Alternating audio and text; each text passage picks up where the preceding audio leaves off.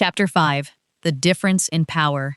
After climbing stairs for what seems like forever, I can finally see a wooden board up ahead. I push up the floorboard and crawl back onto the surface with Seiya. I survey the room. The walls are dirty, and the furniture is worn out. We find ourselves once again in an abandoned shack, but it's different from the one we were in when we first met Father Luke. I nervously approach the window and look outside, and the scenery is different from earlier as well. While we climbed up the same number of stairs, it looks like Ike's earth magic connected us to another house. Beastkin gather in the distance, making a commotion. When I strain my eyes and look ahead, I see humans lined up with shackles around their necks and wrists. That must be the slave market Brat was talking about. Seiya, you don't need to take what Brat said seriously. There is no way you can beat Bunogeos at your current level. The best thing you can do is find a way to save the slaves in the market, and the people of Little Light might change their minds about us if we can pull it off. Anyway, while looking out the window, I continue speaking to Seiya until I discover something unbelievable. He's casually walking down the street with the rusty sword. Huh? I scream, and immediately rush out of the shack. Hey! What the hell do you think you're doing? As I grab his shoulders and shake his brains into mush, he stares back at me with a puzzled look in his eyes. I need to defeat Bunogeos, right? How am I supposed to do that without going outside? No, that's why you need to listen. We're going to free the slaves. Around a dozen beastkin curiously stare at us as we argue in the middle of the main road. Hey, those humans aren't wearing collars. Are they strays? Ah, we're doomed. My heart hammers against my chest, but Seiya doesn't seem to be concerned in the least. I was going to fight them anyway, so this saves me some time. Seiya breezily approaches the beastkin, with his rusty sword leaning against his shoulder. Huh? What's wrong with this human? As if creeped out by Seiya's daunting behavior, the beastkin don't even draw their weapons. Instead, they part like the Red Sea, making way for Seiya. I hurriedly follow behind. Wait, what? Are we really just going to be able to waltz right in and free the slaves?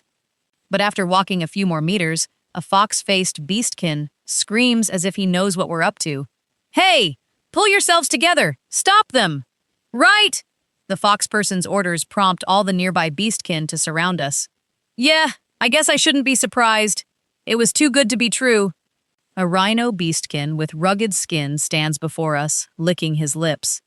If these humans don't belong to anyone, that means... The fox beastkin replies, Exactly. Nobody's going to get mad at us if we eat them. I prepare for battle as I listen to their vile conversation. It looks like we have to fight. I use scan to check the stats of the rhino beastkin, the fox beastkin, and their 3 companions. It's just as I feared. Everyone's attack is over 30,000. They're all really strong, but it appears they're waiting for us to make the first move. Capitalizing on the moment, I tightly grab onto a fistful of my own hair and yank it out. While the move is painful, this is no time to complain. Seiya, here, take this. You know what to do with it, right? Of course. Seiya nods, then takes the strip of blonde hair and attaches it to his bangs. The blonde hair glitters among his shiny black hair, giving it just the right accent. No! I scream. Those aren't extensions, Seiya. They're for synthesizing. Huh? What's that? Synthesis. It's one of your abilities. That sword is rusty, but it's still a steel sword. If you synthesize it with my hair, you can make a platinum sword. I take his hand, then force the hair and sword into it. Thereupon, a blinding light radiates, instantly transforming the rusty blade into a divine, glittering platinum sword. Seiya's face lights up just like the platinum sword itself. What a wonderful sword! I bet I could defeat the Demon Lord with this. No, probably not. In fact, I'm worried if he's even going to be able to get himself out of this pinch. It isn't long before the fox beastkin loses control and yells, I got first dibs! As the fox beastkin leaps in to attack, Eek! I double over in fright, but Seiya lunges before me. Almost instantly, I hear something cracking in the hand in which he's holding his platinum sword, as if his joints are dislocating. Eternal sword! In the blink of an eye, countless after-images of the platinum sword soar through the air, heading right for the fox beastkin. By the time the blur is gone, the enemy's body is already sliced to ribbons. Blood spews into the air as numerous chunks of meat fall to the ground. You'll pay for that! The other four beastkin lunge at Seiya to avenge their comrade. There's no way he can use Eternal Sword to stop this many enemies at once. However, Maximum Inferno, Seiya's free hand is already engulfed in flames. Before the beastkin can even reach him, the crimson flames shoot off his arm like chains and swallow the enemies. Arrgh! Their agonizing cries ring out as they catch fire, burning as Maximum Inferno's intense heat instantly turns them into charred corpses that fall lifelessly to the ground. Seiya raises his still-burning hand into the air. Get out of the way, or be reduced to ash. Seiya briskly walks ahead after the nearby beastkin, who were watching, timidly back away. He killed 4 beastkin in the blink of an eye? He only used Maximum Inferno in Gaia Brande to dispose of corpses and distract the enemy. So I never knew it was such a high-level spell. While struck with admiration, I noticed something. The rhino beastkin, covered in soot, was able to withstand the fire thanks to his tough skin, and he's about to charge Seiya from behind. Seiya! Behind you! He's still alive! I shout out to him, but he doesn't even look back. Even then, his fiery platinum sword is already under his arm, stabbing the rhinoceros monster between the eyes. Phoenix thrust, after witnessing their fellow beastkin fall to the ground. What kind of human is this? He's too strong. The surrounding enemies seem to have lost all will to fight. I swallow hard. He's very reckless now, but he still has extraordinary fighting skills. I guess regardless of what his personality is like, Seiya Ryuguin's talents are still 1 in a million. Elated, I look ahead and see a few dozen slaves chained up. Seiya! We have to free the slaves over there. After that, we can head back to Little Light. Seiya and I rush over to the slaves. You're all safe now. While Seiya keeps watch, I remove the frightened slaves' wrist and ankle shackles, but by the time I free the last of them, the silence is suddenly broken. Hey, what's going on over here? A chill creeps up my spine when I hear the familiar, drawling tone. A massive monster pushes through the crowd of beastkin. This can't be happening. Why now? The orc, the ruler of this town, Bonogeos, is headed right for us. After taking us in, he scratches the back of his neck, then casually says, Oh, are you the hero and goddess? It's just like what that tawny-haired demon said. A messenger of the gods will soon arrive to free the slaves. A demon with tawny hair? One who's aware of what we're doing? Was the werewolf who invaded the spirit world guided by this demon too? Beastkin begins circling around Seiya and me, seemingly relieved now that Bonogeos is here.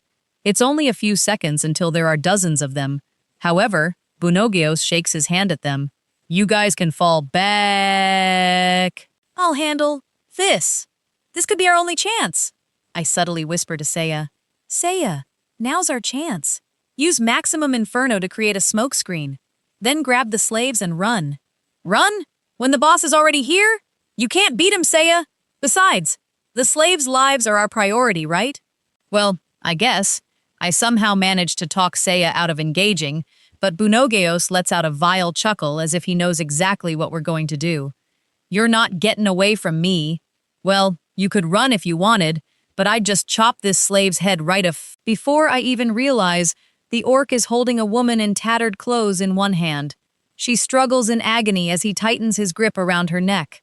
That's when the hero's piercing gaze locks onto Bonogeos. Goddess, I can't just abandon that hostage and run. I'm going to defeat Bonogeos here and save all the slaves. Mun!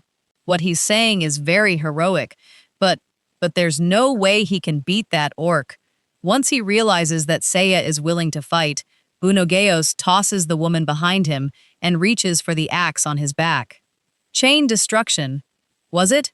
Once I hit you with this, neither you nor the goddess will be able to come back to life.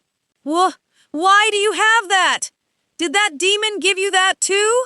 That's none of your business. While I distract Bonogeos, Seiya infuses his sword with flames. Before Bonogeos can even draw his axe. Die! Phoenix drive! Seiya unleashes an attack with a powerful roar, but Bonogeos deeply inhales with an air of confidence. Immediately, my hair and dress start fluttering as everything around me is sucked in. Bonogeos expels the air he inhaled directly at the charging hero. Moon! The powerful gale stops Seiya in his tracks and extinguishes the flames on his sword as if blowing out a birthday candle. He wouldn't want to start a fire now, would we? Bunogios neutralizes the magic sword through sheer force alone, but Seiya still leaps at him. Then how about this, Eternal Sword? Since he can't use Phoenix Drive anymore, Seiya switches to Adonella's special attack without missing a beat. I inwardly applaud Seiya for his quick judgment, but, that tickles us. The orc takes each one of Seiya's consecutive hits yet shows no sign of injury. But Seiya doesn't give up. He continues attacking with Eternal Sword until his arm suddenly stops. That's when I notice that Bunogeos is holding the Platinum Sword's blade. It doesn't really hurt, but you're starting to annoy me. With his other thick arm, he buries a punch right into Seiya's stomach. Seiya's feet lift off the ground with a thud. Seiya! The hero crumbles with just a single punch, and Bunogeos' expression can only be described as disgust. What? That's it? I didn't even need my axe. Didn't think the hero would be this weak. Wait, am I just too strong? It was like fighting a baby. Seiya didn't stand a chance. It's exactly how I imagined it would go down, though. Seiya's attack power isn't even high enough to leave a scratch on Bunogeos. There's just too big a gap between their stats. We're no longer in any position to save the slaves. We need to find a way to escape. I instinctively sprint towards Seiya, but the dog Beastkin stops in front of me before chopping my neck with his hand. And just like that, I collapse at Seiya's side. As I slowly fade out of consciousness, I see the axe on Bunogeos' back out of the corner of my eye. Oh, he's going to use that axe and destroy our souls. Our journey ends here. How much time has passed? I place a hand on my bruised neck while sitting up. The area is dark, but I see thick iron bars before me. It looks like I'm in a cell of some sort. There's another cell next to mine. Seiya? Seiya is curled up on the floor, disarmed and lying on his side. Are you okay? Seiya, wake up! Yeah. Seiya sits up as if he heard my cries. He clutches his stomach like he's in pain, but it doesn't seem to be life-threatening. Thank goodness you're okay. But without missing a beat, I wouldn't get so excited if I were you. I hear a voice coming from right behind me. I turn around to find the girl Bunogios took hostage sitting in the corner of the cell. I'm relieved. Thank goodness you're okay too. What about the other slaves? No clue. Seeing as they're not here, I'm guessing Bunogios temporarily removed the curse of the spellstone and sold them somewhere outside of town. What? Oh, don't worry about them. They're the lucky ones. They're still alive. We should be more worried about ourselves. She continues to speak as if she was talking about something mundane like the weather. Because you and me, we're about to be Bunogeos' food. Huh? You mean he's gonna eat us? I thought this town produced slaves. Bunogeos said. That's what he says when others are listening, but he secretly likes to eat young women. Oh, speak of the devil. Here he comes. The massive orc heavily drags his feet this way. First, he looks at Seiya in his cell and smirks. Lord Grandleon's gonna be thrilled when I hand you over to him. Wee-hee-hee. Cheerfully rubbing his stomach, he walks over to our cell next and carefully stares at me through the iron bars like he's examining me. I caught the hero. I deserve a special reward. Drool drips down his vile chin. I think I'll start with the goddesses.